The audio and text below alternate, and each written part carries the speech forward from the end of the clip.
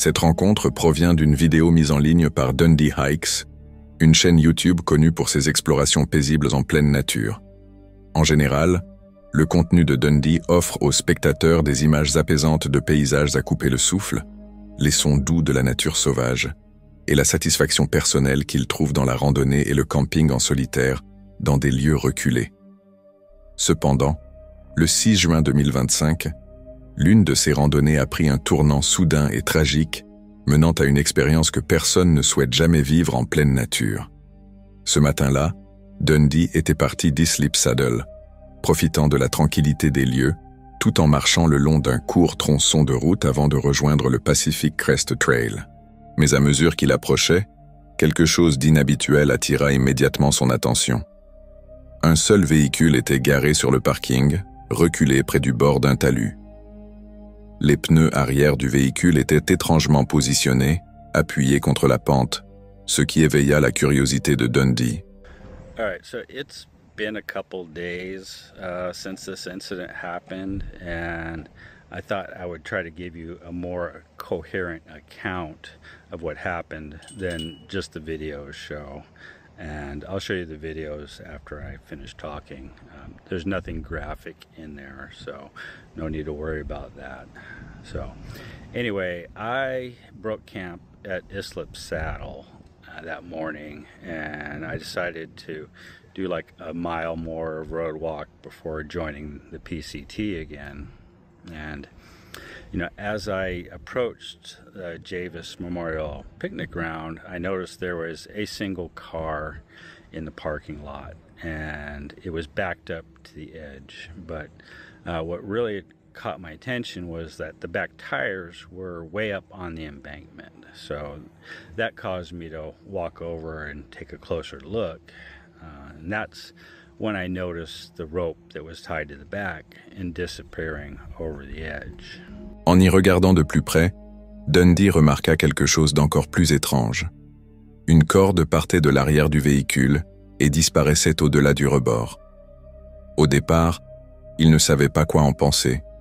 Il supposa que c'était quelque chose d'inhabituel mais sans danger. Après avoir filmé un court extrait, il reprit son chemin. Mais à mesure qu'il avançait, l'image troublante de cette corde ne cessait de le hanter. À quoi était-elle attachée? Pourquoi était-elle tendue au-dessus du vide? Son instinct lui soufflait de revenir sur ses pas. Dundee posa son sac à dos et s'approcha prudemment du bord du talus pour regarder en contrebas. Ce qu'il vit bouleversa totalement le cours de sa journée. En dessous de lui, suspendu à la corde, se trouvait un homme, inerte, le cou pris dans un nœud coulant. Dans un premier élan, Dundee espéra désespérément qu'il s'agissait d'une blague macabre. Il cria, espérant une réponse, le moindre signe de mouvement. Mais seul le silence lui répondit. Do you ever see anything and just think to yourself, what the heck is going on here? And unfortunately knowing that you will never know. You know, I really didn't even think anything about it. I pulled out my camera and I took a little video, something like, hey, look at this, this is weird, I guess I'll never know what was going on here. And I started to walk away. And then my curiosity got the better of me, so I dropped my pack and I grabbed the rope and shuffled down to the edge, and that's when I saw the guy with the rope tied around his neck. I didn't really spend a lot of time gawking at him. I didn't take any pictures. I kind of stupidly shouted hello a few times, like he's gonna open his eyes and say just kidding or something. But then I hustled back up to the parking lot and tried to figure out what I was going to do because I had no service at all. Dundee retourna rapidement à son campement, où il savait pouvoir capter du réseau. À l'aide de son appareil InReach, il contacta l'hôte du camp, qui alerta à son tour les autorités. En peu de temps, les secours furent dépêchés sur les lieux. Un hélicoptère arriva en premier pour survoler la zone, mais en raison du terrain, il ne put se poser. Peu après, les unités au sol et les pompiers arrivèrent, suivi des adjoints du shérif et de la division des homicides. Le protocole standard exigeait que Dundee reste sur place pour donner sa déposition et s'assurer que tous les détails soient correctement enregistrés. Bien qu'il n'ait jamais été soupçonné de méfaits, le déroulement de l'enquête soulignait la gravité de la situation. It looks like the sheriff's department sent a helicopter out, and I know they're sending ground units too. I don't know if the helicopter can land anywhere here though. Looks like the fire department showed up, so the chopper is moving on to the next thing.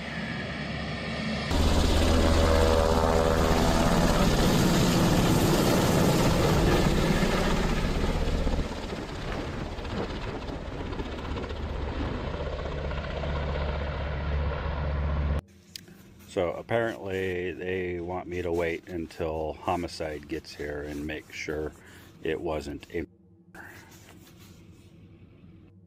I got an update from the sheriff, and he basically said that fire and rescue showed up, said, yeah, he's dead, and left. So now there's someone else. I think it's crime scene, possibly, but they're going to go down and actually examine the body and try to determine if it was self-inflicted or not. Après avoir été autorisé à repartir par les autorités, Dundee reprit sa randonnée, bien que le poids émotionnel de cette découverte le hante encore. Alors que ces images touchent à leur fin, j'aimerais m'adresser directement à toute personne qui traverse une période sombre. Si c'est votre cas, écoutez-moi. Peu importe ce que vous ressentez en ce moment, cela ne durera pas éternellement. Ça ira mieux. Et je parle d'expérience. Souvenez-vous toujours, c'est une mauvaise journée, pas une mauvaise vie. Si vous avez besoin de parler à quelqu'un, la section des commentaires est toujours ouverte. Pour Dundee, ce n'était certainement pas le genre de découverte qu'il espérait faire lors d'une randonnée. Au final, même si Dundee explore souvent la nature à la recherche de solitude et d'inspiration, cet incident bouleversant nous rappelle que, même dans les endroits les plus paisibles, la vie peut nous confronter à l'inattendu.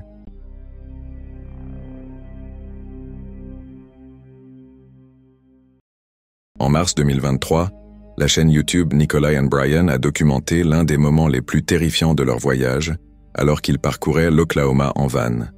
Connus pour partager leurs aventures et leur vie sur la route, cet épisode a pris une tournure choquante lorsqu'ils se sont retrouvés face à l'une des forces les plus violentes de la nature.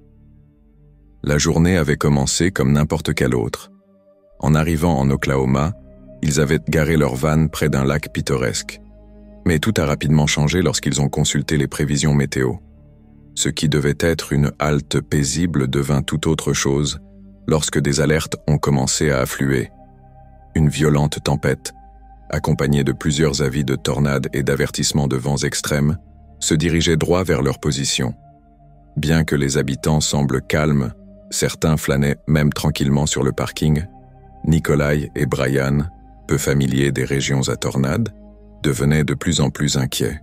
Malgré leur anxiété, ils ont décidé que la meilleure option était de rester dans leur van et d'attendre que la tempête passe. Pendant que d'épais nuages sombres s'amoncelaient, les vents se mirent soudainement à souffler avec violence. I don't know if you guys can hear this, but there's a loud tornado thing going. I don't know what we're supposed to do.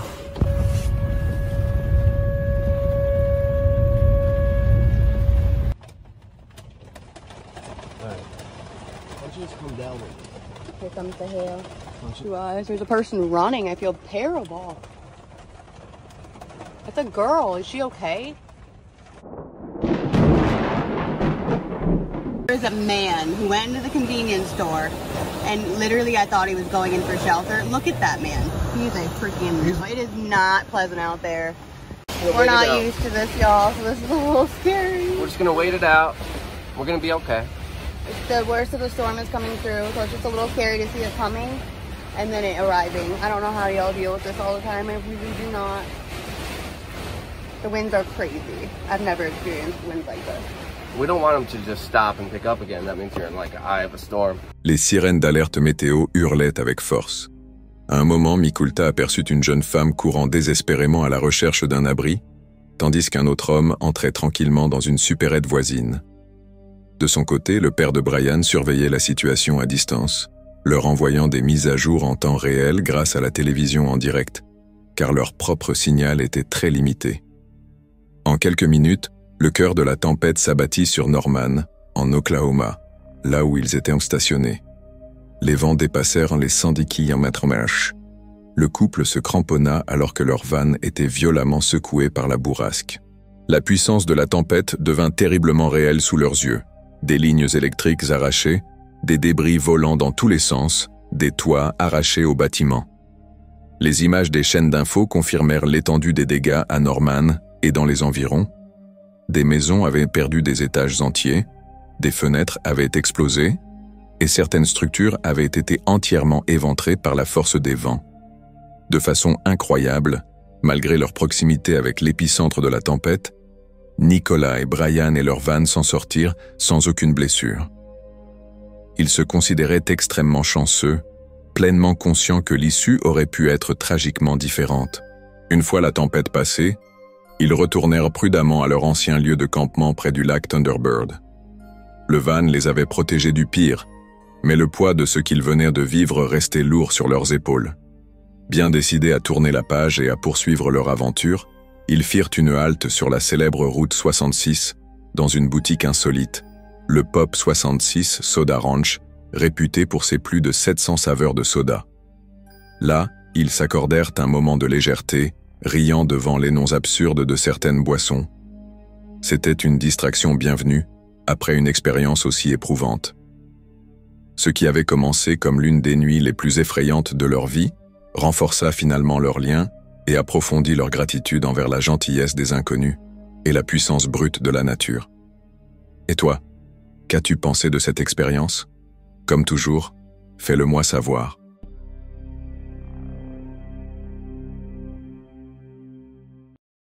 Il y a environ 4 ans, le YouTuber Florida Johnny Boy a mis en ligne une vidéo qui se voulait légère et amusante, mais qui a pris une tournure des plus inquiétantes. Ce qui devait être un simple vlog humoristique sur la pêche s'est rapidement transformé en une exploration étrange de la forêt, laissant Johnny et ses compagnons profondément troublés par ce qu'ils ont découvert. Au début, Johnny et son partenaire partent pour une sortie de pêche décontractée. Ils sont de bonne humeur, plaisantes, et soufflent même sur des pissenlits en faisant des vœux. Cependant, leur projet de faire une vidéo intitulée « Comment pêcher comme un pro » sont rapidement abandonnés lorsqu'ils réalisent qu'il n'y a aucun bon endroit pour pêcher. So originally this was going to be a funny video about how to fish professionally. However, I decided against that because there's no real open spots right now that I wanted to actually shoot the video. So this is now a vlog.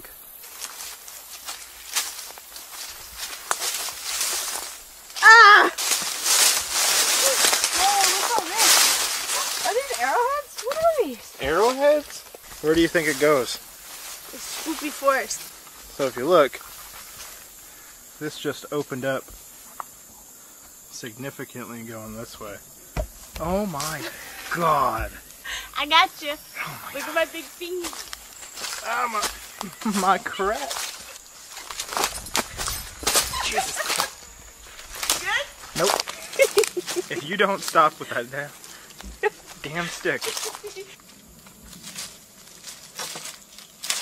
Yeah! Ow!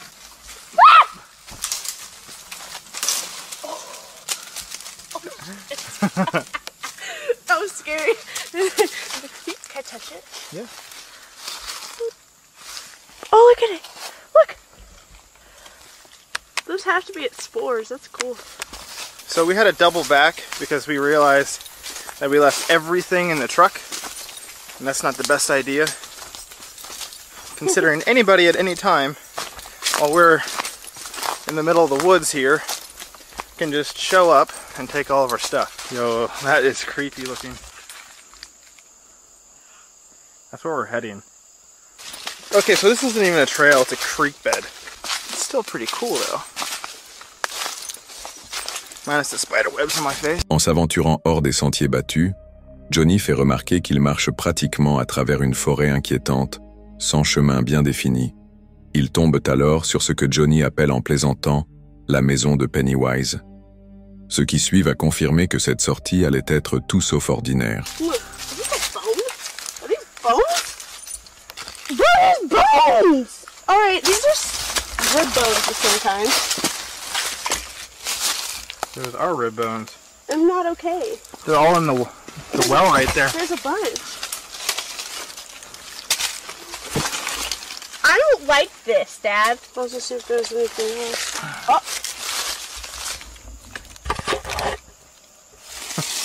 What? There's more bones. No way. Yeah.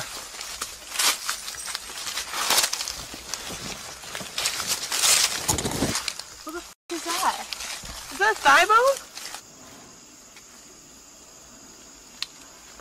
So not only do we come across Pennywise's house, we found a bunch of rib bones and what appears to be, Maybe. look, it's cut right there. Right here on this piece. It looks like it was like cut through or something. This is exactly how horror movies start. Soudain, ils tombent sur un amas d'ossements éparpillés sur le sol de la forêt. Au début, ils ne savent pas exactement ce qu'ils regardent. Des côtes, un morceau qui semble être un fémur, et des restes étrangement coupés ou brisés sont partiellement enfouis dans la terre. Johnny fait remarquer que les os sont anormalement propres, ce qui lui fait soupçonner qu'ils ont peut-être été découpés par quelque chose ou quelqu'un. La découverte prend rapidement une tournure sérieuse, alors qu'ils débattent pour savoir s'il s'agit d'ossements animaux ou humains. La tension monte, lorsque Johnny souligne que c'est exactement comme ça que commencent les films d'horreur. En inspectant les environs, Johnny remarque alors une bouteille en verre posée non loin de là. You ever see a glass bottle? You ever see a glass bottle with a hole in it? Let me see. Perfectly like that? Look at that. Huh. I'm really curious as to what kind of bones those are. That bottle just broke. Nuh-uh. Yeah. Yeah. Are you serious? It just broke. Like it was just sitting on the ground. Yeah. Did you not hear it? Uh-uh. I set it down and then I was doing something over there and then I just heard like a crack and... Yo, what? Like, look at this, Dad, look. This is a tendon. Yeah. This is too. And look, this looks like it pivots. So I'm pretty sure this is like a fucking... Yeah, but that's cut. Yeah. Look at that.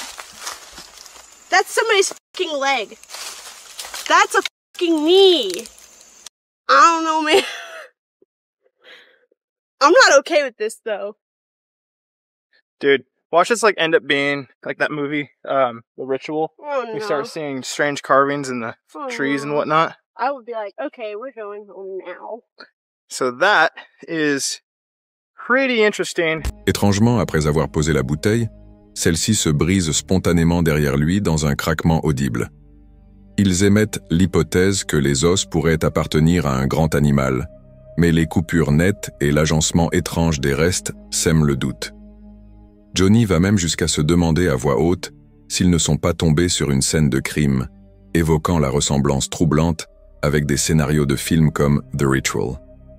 Incapables de calmer leur curiosité, Johnny et son partenaire décident de revenir sur les lieux le lendemain pour pousser l'enquête plus loin. We are heading back to the same place where we found the bones because we want to see whether or not we can find any more kind of in the area because they look suspiciously human, especially the rib bones, and it is very difficult to tell when it comes to rib bones anyway. I would rather, say someone did get killed out here or from, another location or something and they got dumped out here. And we're back. Like, I'm in panic mode right now. I'm not okay. So this is where we found these bones.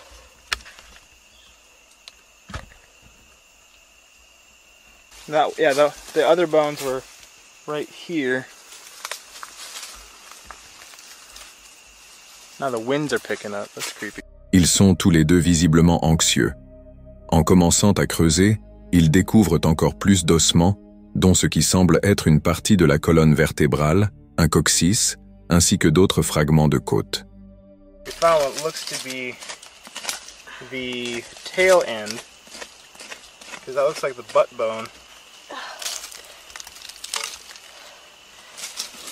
So that means that it's all under here, whatever it is. Oh, I found something else right here. That's a spine. Is it? Yeah, that's a spine.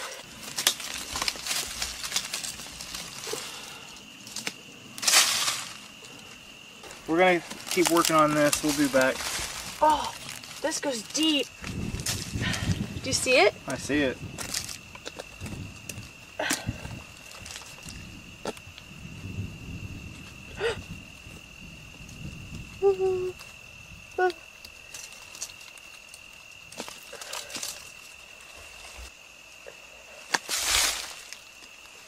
Yep. Is this a spine? Yeah. But what from? I don't know. The curious thing is to why it's there of all places.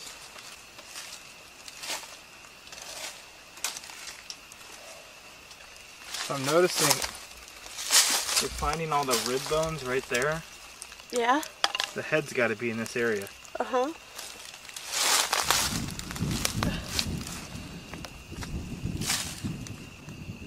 Look, the further back it goes that way, more looks like it's starting to get towards the tailbone, so... So we have found the rest of the bones. It looks... I don't know, it might be a dog or a deer or something like that. We're not actually 100% sure. And now, it's starting to rain on us. So after spending about an hour digging, these are all the bones.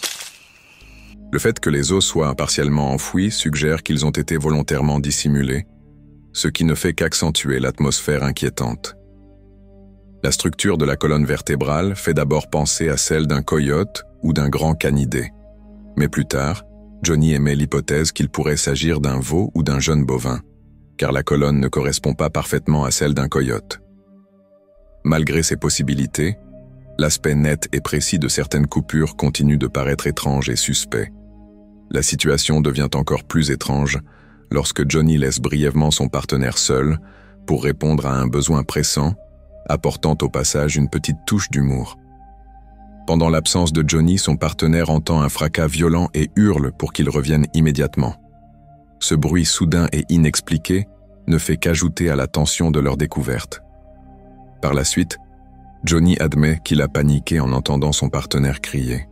Après plusieurs heures à creuser et à examiner les os de près, il conclut prudemment qu'il s'agit probablement des restes d'un veau et non d'un être humain.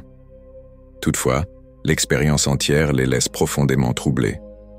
La découverte inattendue d'ossements dans une zone reculée, hors des sentiers, combinée à des événements bizarres comme la bouteille en verre brisée et les bruits inquiétants, laisse penser que cette journée en forêt était loin d'être ordinaire.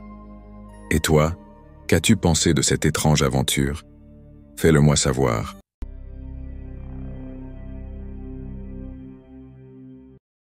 Lou Rock, le youtubeur, et son équipe retournent dans l'un des lieux les plus troublants qu'ils aient jamais explorés, un hôpital abandonné. Les images montrent leur visite nocturne dans ce bâtiment qui a autrefois servi de sanatorium pour la tuberculose, d'hôpital psychiatrique puis de centre de désintoxication. Avant même d'entrer, Liu reconnaît à quel point cet endroit est dangereux.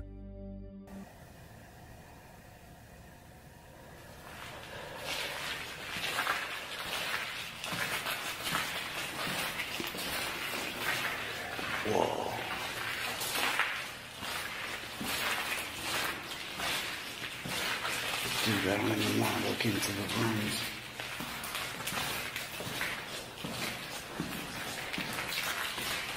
And look at the lights around in this hallway. Like, that's freaking crazy. Dude, whoa.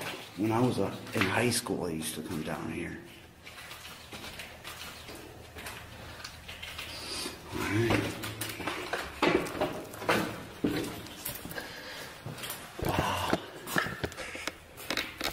What is up, guys?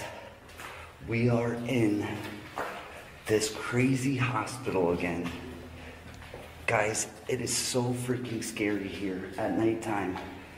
I don't even know how to explain it. It's crazy. For one, like, there's like a really good chance that there's somebody else in here with us, because the last time I was here, we found a tent here. You just heard something? The last time I was here, I found a tent here, and it looked like somebody was sleeping here. So, oh, and the very first time that I was here, I actually heard somebody in here drilling. I'm bumping into stuff. Guys, the very first time I was in here, I actually heard somebody like drilling and probably ripping stuff apart. But the craziest part was actually seeing the tent, like somebody's camping out in here. Lors de leur précédente visite, ils avaient remarqué des signes inquiétants laissant penser que quelqu'un squattait à l'intérieur, notamment une tente entièrement montée. Alors qu'ils pénètrent dans les couloirs faiblement éclairés de l'hôpital vers 3 heures du matin, l'atmosphère change immédiatement. Les longs couloirs semblent sans fin. Plus ils s'enfoncent dans le bâtiment, plus Liu et son compagnon ressentent un malaise grandissant, comme s'ils n'étaient pas seuls. Guys, we're keeping the lights down for now. We don't want to be too obvious here. Dude, this is the creepiest hallway. This is like going through Nightmare on Elm Street. Like, no joke. We just came from that way. I'm literally shaking in my boots. Yeah, I'm scared a little bit. This is crazy. I've done some stupid stuff. This has got to be right up there with some of the stupidest. Guys, this was an old hospital. The electricity's still on. It's like so creepy. Dude, this is just creeping me out. Malgré l'abandon de l'hôpital, l'électricité à l'intérieur fonctionne étrangement encore. Les téléphones restent opérationnels et émettent des tonalités quand on appuie sur les boutons. Pendant toute l'enquête, Liu réalise plusieurs séances avec une spirit box. Plusieurs EVP, phénomènes de voix électronique, directs et perturbants, se manifestent. Guys, my camera was just freaking off. We're getting crazy EVPs in here. It just said 3, right? Just like clear. Who's here with us? What is your name?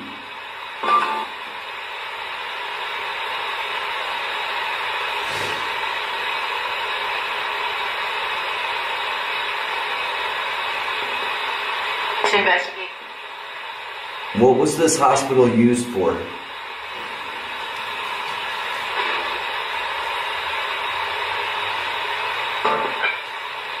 Can you tell us what they did in this hospital?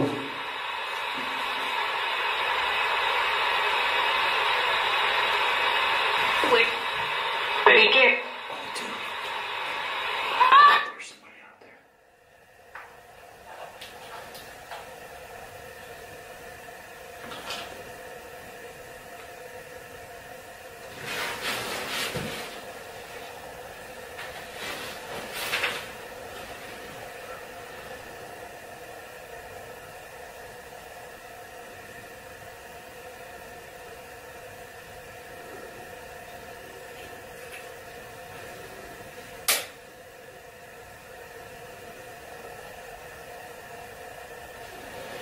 Yo, I definitely heard somebody out there. What's that?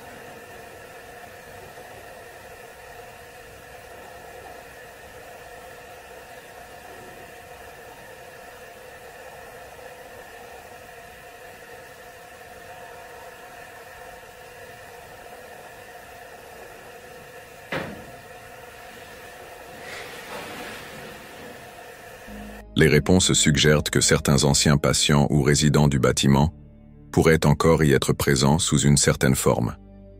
Alors qu'il continue d'explorer les étages supérieurs, Liu jure entendre à plusieurs reprises des pas et des chuchotements dans des pièces qu'il venait juste de vérifier.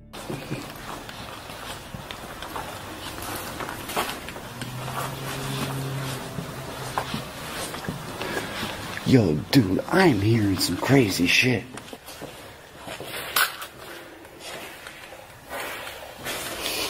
I'm hearing some crazy ass stuff.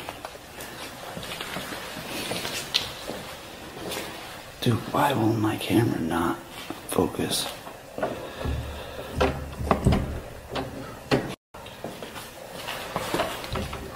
Can't see. What do you think's in there?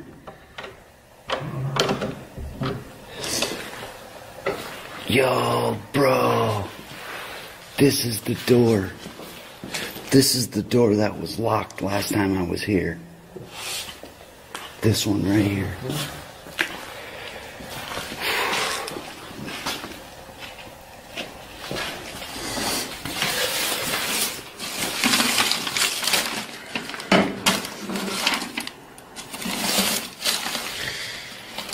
À un moment donné, ils tombent sur une porte qui était verrouillée lors de leur visite précédente, mais qui est maintenant grande ouverte.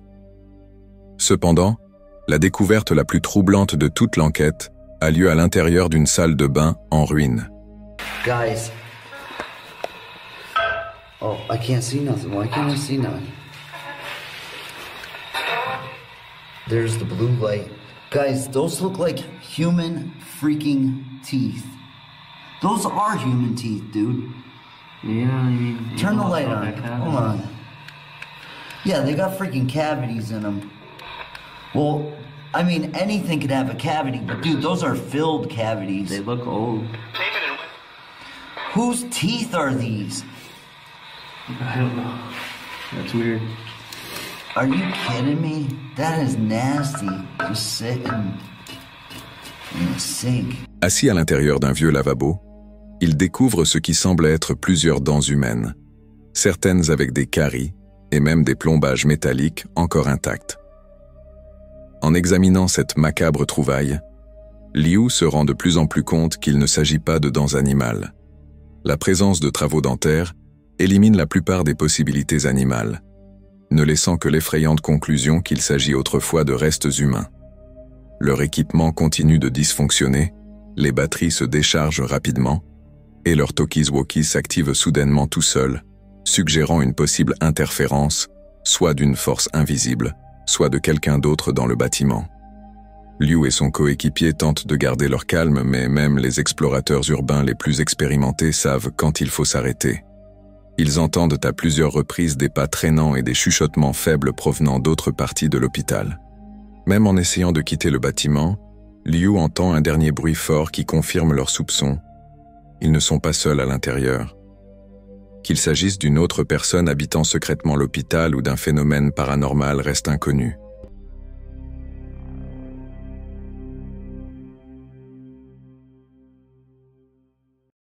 Philly et Killy vivaient sur la route depuis plus de 6 ans, voyageant dans leur van aménagée par leurs soins et découvrant le monde un endroit à la fois. Ils en avaient vu beaucoup et traversé bien des épreuves, mais une nuit en Grèce allait marquer leur mémoire à jamais. Ce jour-là, ils avaient visité une région pittoresque et s'étaient garés pour la nuit dans un endroit qui semblait calme et tranquille. Welcome back. Welcome to a sunny Greece. Sunny but very cold. Yes, do not be fooled by this weather. It is extremely cold. But today, guys, we are going to check out a place called Meteora, and it is meant to be the coolest thing to see in Greece. We're going to check that place out. It's meant to be super cool, so I'm excited to hit through it. We parked on the outskirts of it in this boulder field, which is really cool because we could do some climbing. But now it's time to go in. I'm excited to bring you guys along as well because it's not going to be cool. Greece is a country we haven't really explored, so we're both quite excited to check it out. We have heard that it's got some insane, obviously we've already seen mountains, forests. Mais une fois la nuit tombée, les choses devinrent effrayantes. What are you shining your light for? No! You're not police!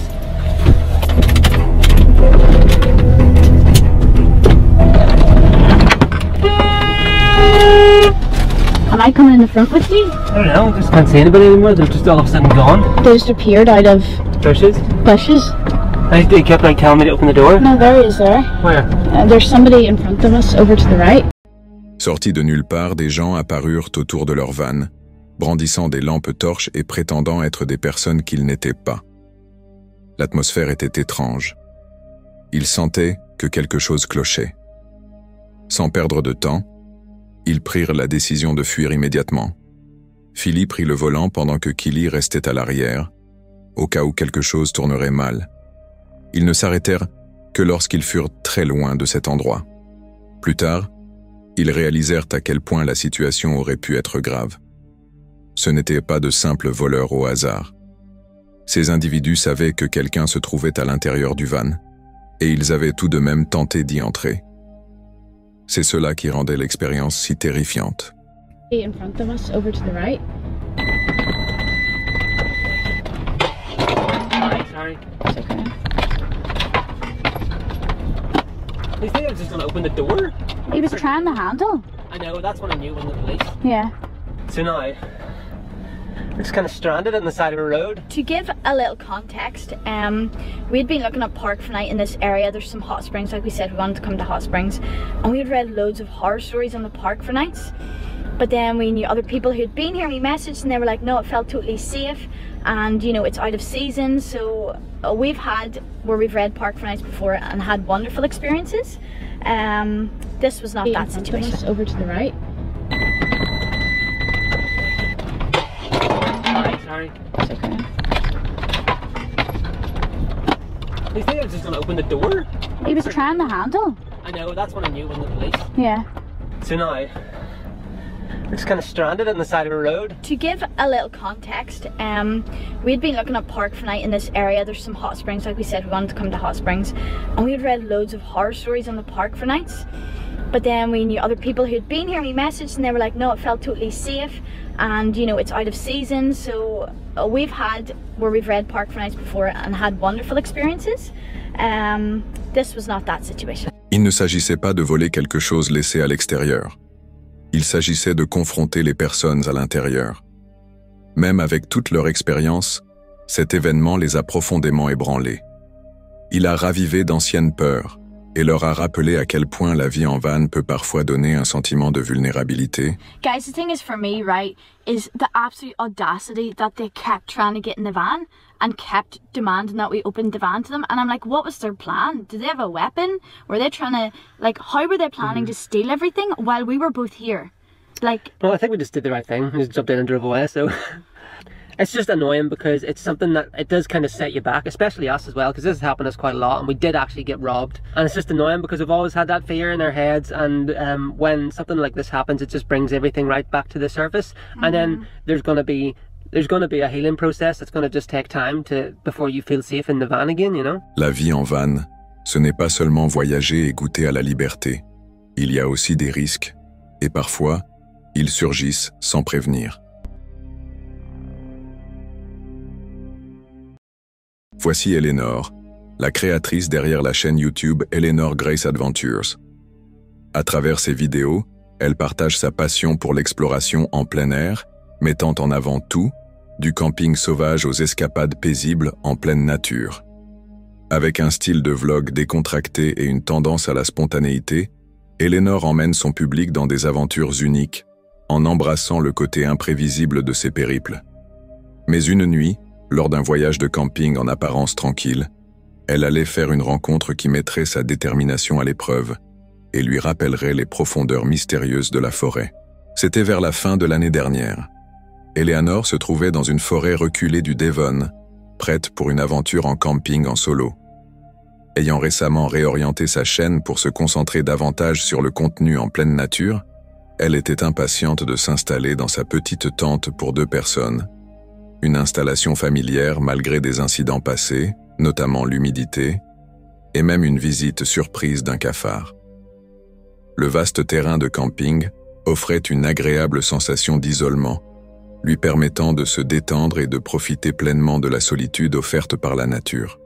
This looks like the perfect spot. I just wanted to bring my tent down before I bring the rest of everything that I normally bring, which you guys know is a lot.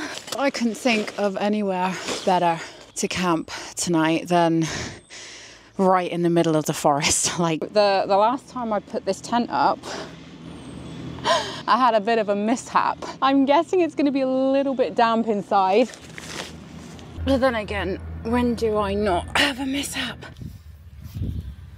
I was also joined by a cockroach the last time I used this tent, so hello everyone and welcome to my tiny tent. My tiny tent, two-man tent, barely fits one person. And welcome back to the newly named Eleanor Grace Adventures channel. I did change the name, Eleanor Grace Diaries. Well, it didn't really make sense. So I thought that I would start off the newer videos on this channel by coming camping, something that I haven't done on here in a very, very long time. I'm in a forest in the middle of Devon. We're in a campsite at the moment, a very large campsite in the forest where the pitches are very far apart. I mean, this is just one pitchlet. Alors que le crépuscule tombait, Eleanor se retrouva confrontée aux éléments. Elle peinait à maintenir son feu allumé et sa lampe torche menaçait de s'éteindre. La solitude autrefois réconfortante de la forêt commençait lentement à prendre une tournure plus inquiétante.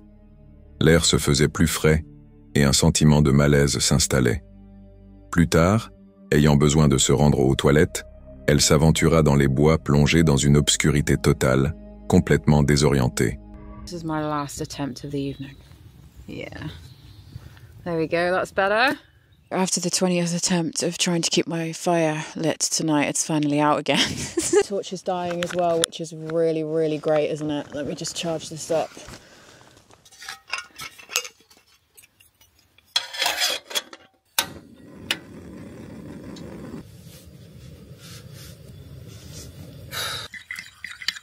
Yeah, trying to find the toilet in the middle of a big forest. It's very dark. Perdu dans l'obscurité, tâtonnant pour trouver son chemin, un bruit soudain et distinct déchira le silence, provoquant en elle une décharge de peur. Ce son glaçant, aigu et inexplicable la figea sur place.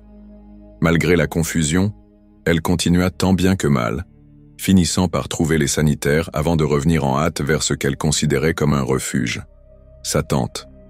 Son cœur battait toujours à tout rompre, secoué par cet événement mystérieux. Stitch, where are you, mate? Hello? Oh, God. I found it. Don't look too excited. I've still got to find my way back, yeah. De retour dans sa tente, l'étrangeté persistante de la porte entr'ouverte, combinée au bruit inquiétant entendu plus tôt, rendit le sommeil presque impossible. La nuit apporta un défi encore plus grand.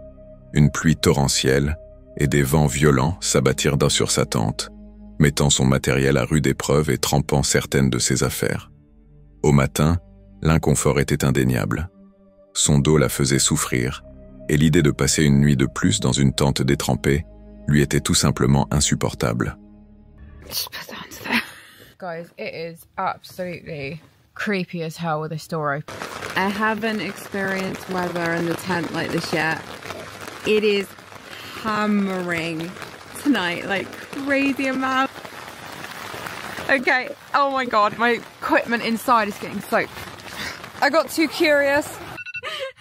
I'm awake! If I thought my back wasn't bad already, it's bad. It feels like both this bit here, whatever the hell that is that your rhomboid or whatever, and my shoulder blades and everything is really, really sore.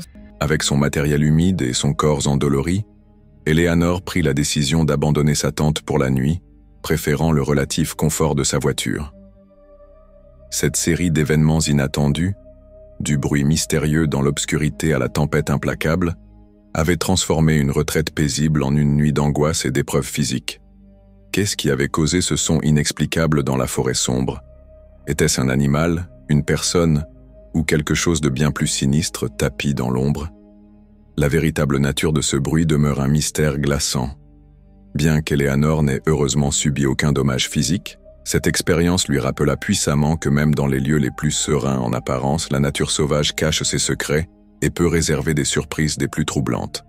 Sa décision rapide de privilégier la sécurité permit de mettre fin sans tarder à cette nuit difficile et il est fort probable que cette zone de camping ne reverra pas sa tente de sitôt.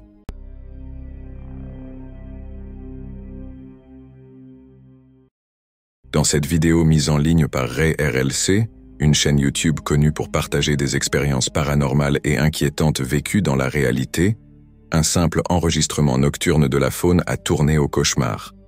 Publié le 26 mai 2025, la vidéo commence comme beaucoup d'autres explorations de Ray, un voyage tranquille en pleine nature pour filmer des animaux locaux. Mais cette fois, ce que sa caméra a capté allait profondément troubler Ray et ses spectateurs. Ray avait choisi un sentier forestier isolé pour cette session d'enregistrement. L'endroit était paisible, apparemment intact par toute activité humaine et marqué de traces fraîches d'animaux, un lieu idéal pour observer la faune. Dans le cadre de sa routine, il a soigneusement installé une caméra de surveillance ainsi qu'un enregistreur audio pour filmer toute la nuit. Found a deer trail. Look where it goes. So I, parked down that way, walked up here. It keeps going on up there. And I want to look up that way of the trail. So I think the perfect spot would be right here. This good old spot. And just look straight up there, and if any deer come walking by, I'll catch them. So I need to get the trail cam and set it up. And we got her. So here's the trail cam. Got it set up. It's facing over there perfectly. But I've got a nice little treat for you guys. There's the sound recorder. Okay. So I'm going to have the trail cam going. I'm also going to have the sound recorder going. I'm going to listen to the audio first, and then the trail cam, just to see what we hear and then what we see. Because that's kind of the fun. You hear something and then see it later. But this is not going to be motion detected. Because sometimes, especially if it's small, and I've got another issue too, I don't know. It's because the thing is, I have the trail cam directly on the trail. Trail cams do best at like an angle. Not like this or like this. At an angle. Like this. But I have this going straight up. If something's coming right at me, sometimes the trail cam just doesn't want to move for it. It should, but sometimes it doesn't. And so in order to not risk that, instead I'm just going to do a time lapse. I think time lapses are more fun anyways. If something changes but doesn't catch a motion sensor, it'll do that too. And that's why I prefer that. So we're going to get this going. I'll get that going. And I'll come pick these up tomorrow morning. Après avoir tout installé, Ray a quitté la forêt avant la tombée de la nuit, ne croisant qu'une seule personne sur le chemin du retour vers sa voiture. La rencontre fut brève et sans incident, mais elle laissa en lui une légère inquiétude. Et si quelqu'un venait à manipuler son matériel pendant la nuit? Le lendemain matin, Ray est retourné sur les lieux pour récupérer son équipement.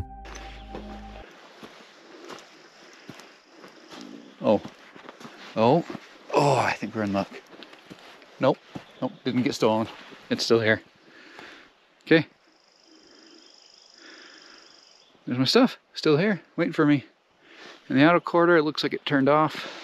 That's okay, just means the batteries died probably not long ago. So, well, we'll see how much audio we get. It's made so that as soon as the battery dies, or right before the battery dies, it stops the recording, then dies, so you don't get corrupted or lose it. So we'll be okay. We'll see what kind of audio we got, see what kind of video we got. I'm really excited about that. Let's turn these off and take them down. À son grand soulagement, tout semblait être exactement à sa place. L'enregistreur audio s'était arrêté à un moment donné, probablement à cause de piles déchargées, mais rien ne semblait déplacé ou perturbé. N'ayant aucune inquiétude particulière, Ray a rangé son matériel et est rentré chez lui pour examiner les enregistrements. Au début, les images semblèrent banales. Des cerfs, des ratons laveurs et d'autres petits animaux traversant la forêt. Mais ensuite, il est tombé sur un clip en particulier qu'il a figé sur place.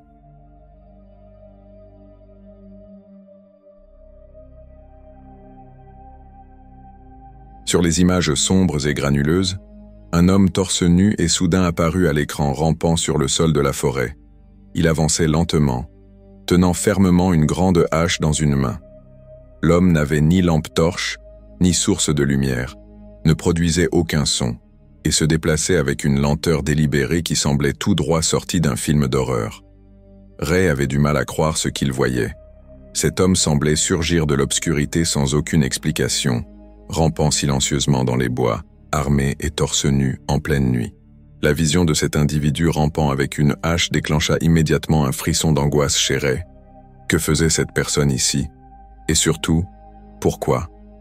L'endroit qu'il avait choisi était reculé, loin des sentiers de randonnée habituels, et encore moins fréquenté à une heure aussi inhabituelle.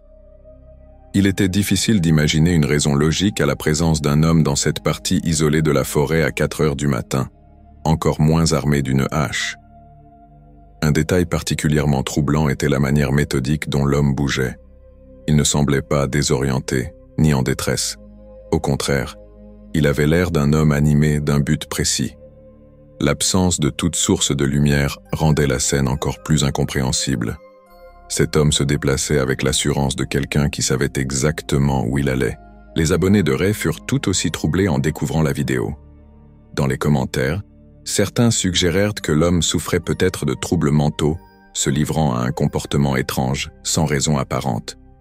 D'autres évoquèrent des intentions bien plus sinistres.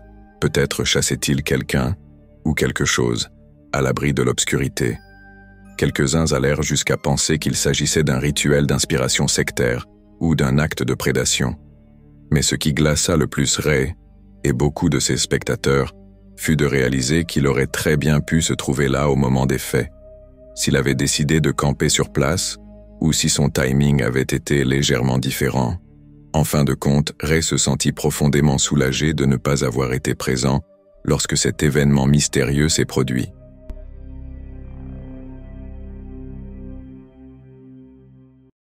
Cette exploration nocturne troublante provient de la chaîne YouTube Night Rencontres, animée par Martin.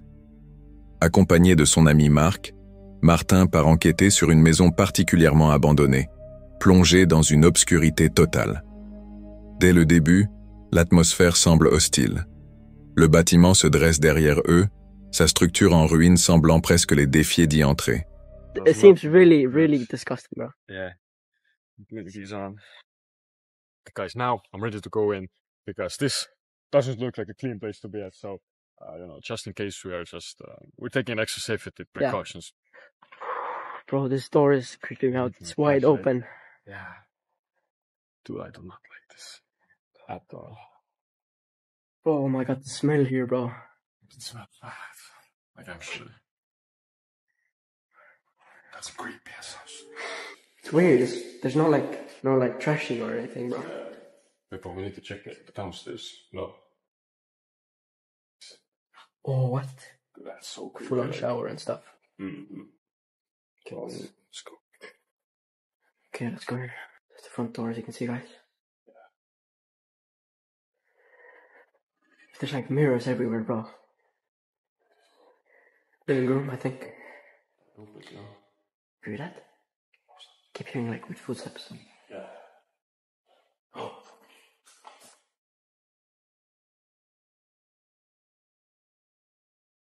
Martin enfile des gants avant d'entrer, soulignant à quel point l'endroit semble sale et insalubre.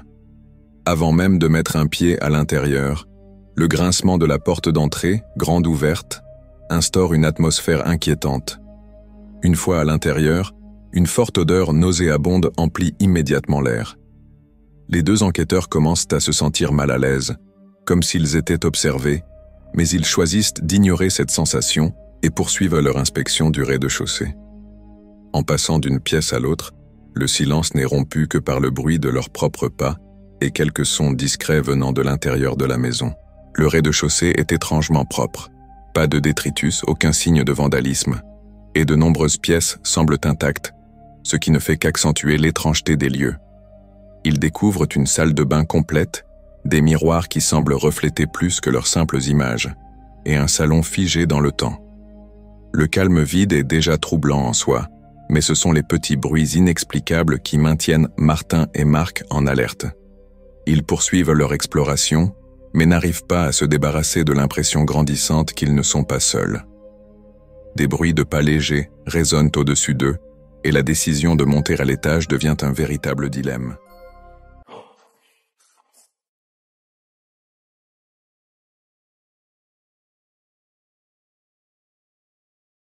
Look, this is actually nice, bro. Honestly. Everything looks super new here, bro.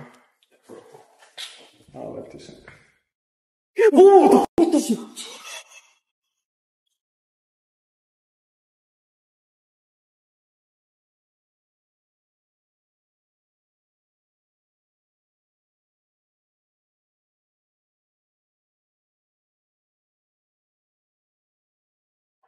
Let's go. I'm shaking right now, bro.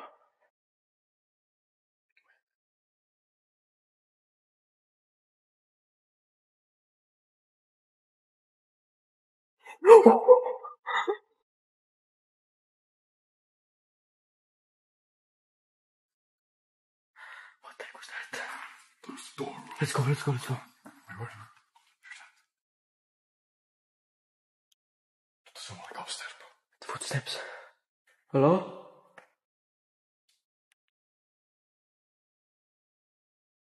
Yo, hello? Is that the window? Could be the window.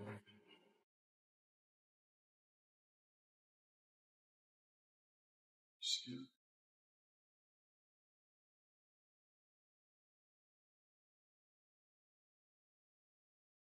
Hello?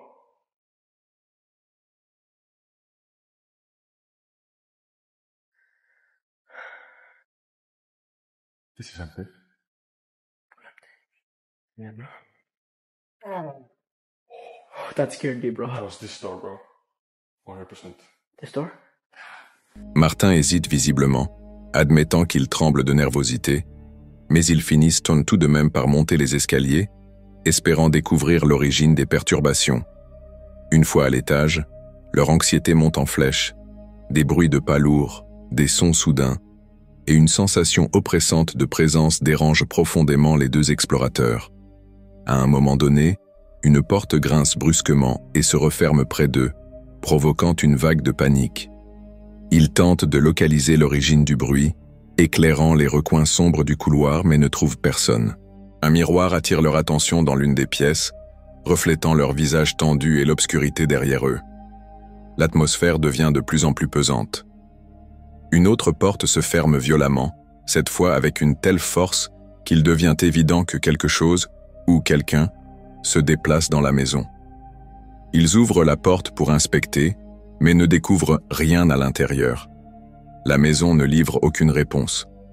La présence qu'ils ressentent reste insaisissable, mais impossible à nier. Martin et Marc conviennent que quelque chose cloche, et ils décident de ne pas tenter le diable davantage. Les deux enquêteurs admettent qu'ils ne comprennent pas totalement ce qui s'est passé cette nuit-là, mais une chose est sûre, ils n'y remettront jamais les pieds. Malgré l'absence de preuves formelles, les bruits étranges, les portes qui bougent sans explication, et l'ambiance oppressante les ont convaincus que cette maison abandonnée n'est pas vide. Leur dernier passage dans les lieux ne révèle rien d'anormal, et pourtant, le malaise persiste. Martin jette un dernier regard autour de la maison alors que la vidéo touche à sa fin. La caméra balaye les pièces vides, chacune semblant innocente en apparence, mais chargée de la tension des événements de la nuit. Quoi que ce soit qui ait manifesté sa présence, cela ne s'est jamais pleinement dévoilé. La vidéo se termine alors que Martin et Marc quittent précipitamment les lieux. Leur langage corporel en dit long. Ils sont pressés de partir, visiblement troublés, et plus que disposés à abandonner l'enquête.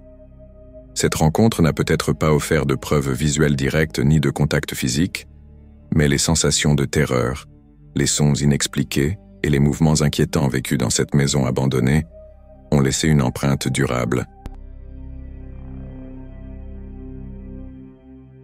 Dans les montagnes de Tupangato, à Mendoza, en Argentine, une vidéo partagée par Pseudodano News a capturé ce qui avait commencé comme une aventure palpitante. Deux touristes américains profitaient d'un vol en hélicoptère, survolant les sommets pittoresques sous un ciel dégagé, avec des vues à couper le souffle tout autour. Mais les choses ont rapidement pris une tournure dangereuse. En plein vol, l'hélicoptère a commencé à trembler. Le pilote a senti que quelque chose n'allait pas. Un bruit étrange s'est fait entendre, suivi de nouvelles turbulences.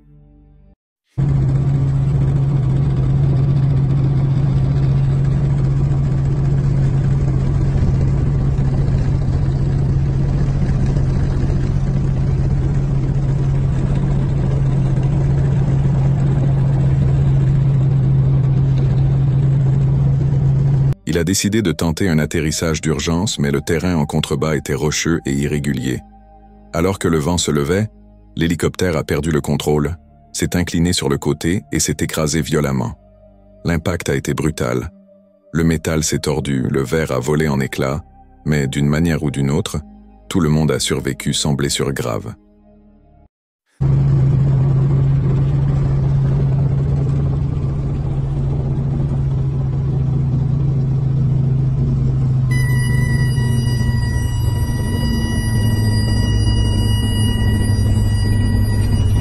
Cela à lui seul aurait suffi à rendre cette histoire inoubliable. Mais ce qui la rend vraiment étrange, c'est ce qu'un des touristes a affirmé par la suite.